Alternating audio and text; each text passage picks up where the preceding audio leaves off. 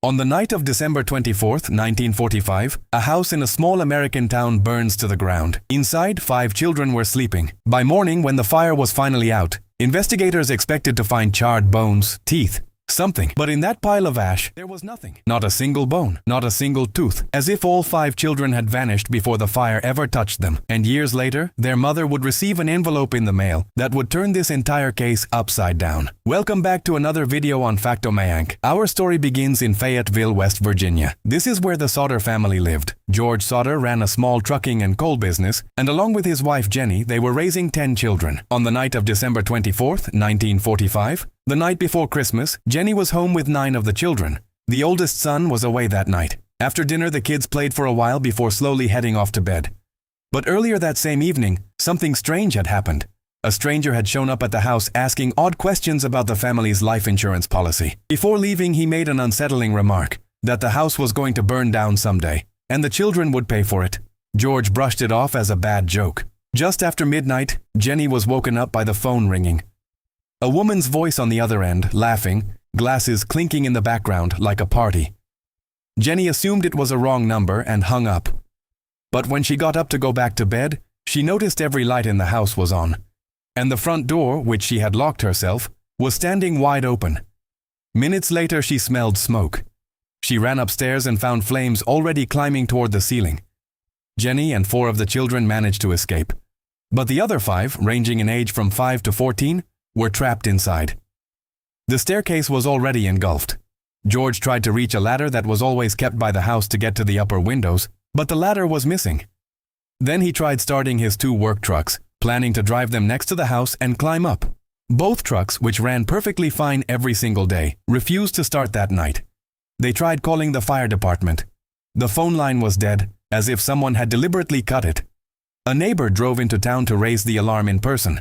The fire station was just 7 miles away, but it took the fire crew nearly 3.5 hours to reach the house. By the time they arrived, the home had burned completely to the ground. The next morning, when the ashes were cleared, what they found, or rather didn't find, shocked everyone. Despite the intensity of the fire, there wasn't a single bone, skull fragment, or tooth that could confirm 5 children had died there. The fire chief's official explanation was that the heat had been intense enough to completely cremate the remains. But Jennie Sodder never accepted that answer, because she knew human bones don't just disappear without a trace. What followed was a private investigation the Sodders carried out themselves, one that only deepened the mystery. First, the phone line had been cut, not burned. Second, the power line running high above the house was found lying on the ground, as if someone had deliberately pulled it down before the fire started. And most disturbing of all, a neighbor reported seeing a truck speeding away from the property that same night, right around the time the children were supposedly trapped inside.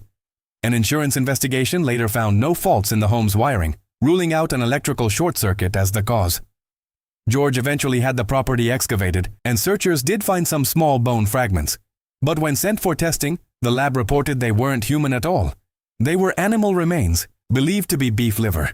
That report gutted the official case, and police closed the file, officially ruling that the 5 children had died in the fire.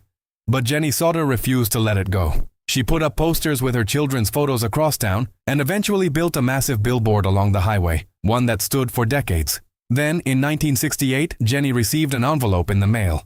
Inside was a photograph of a young man, and the resemblance to her missing son Louis was uncanny, right down to the age he would have been. There was no return address, only a smudged postmark.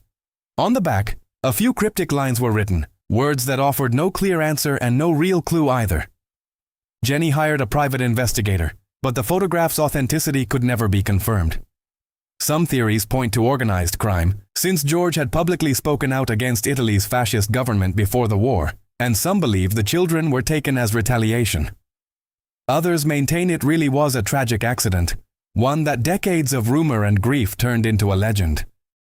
Jennie Sodder passed away in 1989, never learning what truly happened to her children that night. The site near Fayetteville still stands today, and the Sodder family's descendants continue to treat this case as unsolved. To this day, it remains an open file. 5 children, 1 night, and a mystery that may never be answered. Hope you enjoyed this video on Facto Mayank. If you did, don't forget to like and share it.